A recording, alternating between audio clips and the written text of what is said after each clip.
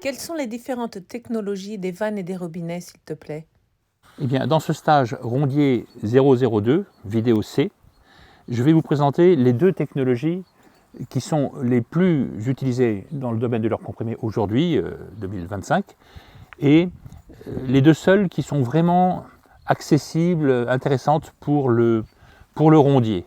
Le rondier, comme on va voir dans la suite, dans la partie enseignement, son rôle, ce sera d'abord d'observer la position des vannes. Et ce type de vannes que je vais vous présenter aujourd'hui, ces deux technologies de vannes, sont des vannes un quart de tour. Un vanne un quart de tour, ça veut dire qu'on les manœuvre en déplacement, en les déplaçant de 90 degrés, comme ça, d'un angle droit. La position de l'actionneur qui là est une poignée qu'on manœuvre en manuel, vous voyez. Et c'est également le cas ici pour cette technologie de vanne. Et donc le rondier va pouvoir observer la position de la vanne, et donc il va savoir si elle est ouverte ou fermée. Position ouverte, position fermée. Alors il peut arriver qu'on modifie, quand on est trop près d'un mur, on peut être obligé d'inverser ces positions-là, mais 99% du temps, les installateurs s'arrangent pour qu'on puisse manœuvrer la vanne sans avoir à déplacer la position de l'actionneur, de la poignée, par rapport à l'axe de la canalisation. Donc la première technologie que je voulais vous présenter, c'est le robinet à boule. Le robinet à boule, on parle aussi de robinet à boisseau sphérique. Le robinet à boisseau sphérique est très utilisé et c'est un robinet quart de tour quand la poignée est perpendiculaire à l'axe de la canalisation, qui est mise en bleu sur ce schéma, c'est que le robinet est fermé, en général 99% du temps. Et quand au contraire, l'actionneur est dans l'axe de la canalisation, ça fait savoir à l'observateur extérieur que le robinet est en position ouverte. Voilà.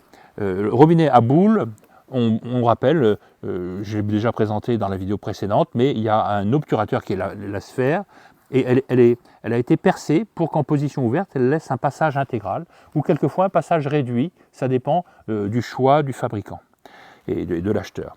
La deuxième technologie, c'est également un robinet un quart de tour, avec une position ouverte quand la poignée est perpendiculaire à l'axe de la canalisation, et une position fermée. Là j'ai inversé, là j'ai fait une bêtise. Ça c'est la position, donc je vais rayer ça. Je pensais que j'étais infaillible, mais non, pas du tout. Position fermée.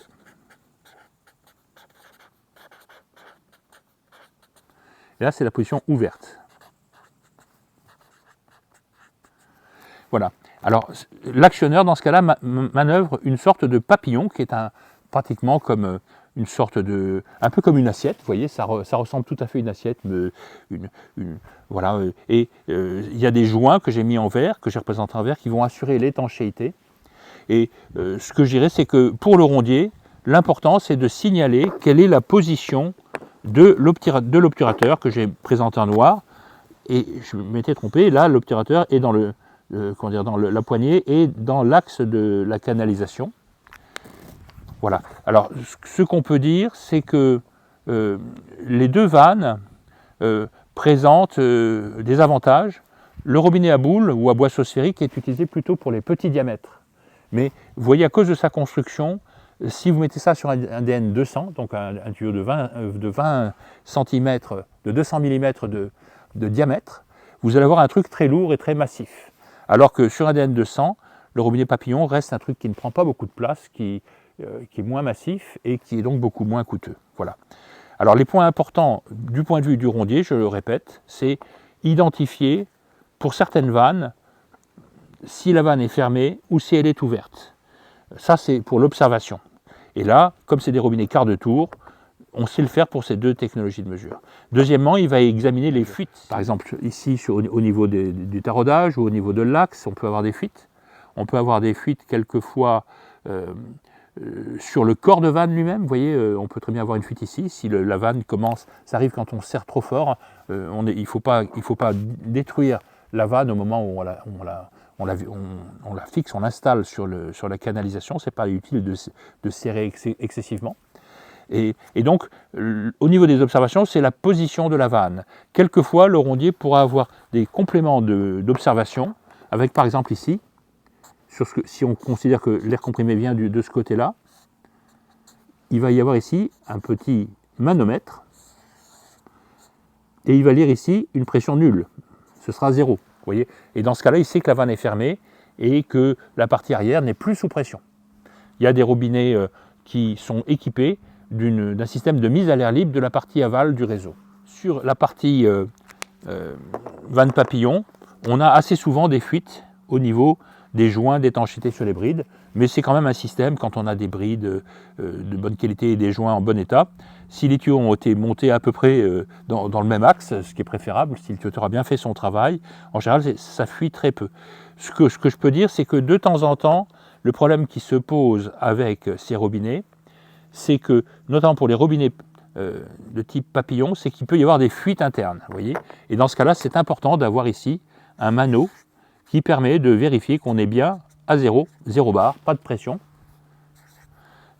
Parce que on peut avoir en position fermée, on peut avoir des fuites, l'air comprimé peut se balader comme ça, parce que quelquefois le joint d'étanchéité qui assure l'étanchéité entre l'obturateur et le corps de vanne a pu être mal monté, ou alors a pu être attaqué par l'huile des compresseurs et devenir fuyard. Dans ce cas-là, le robinet ne ferme plus.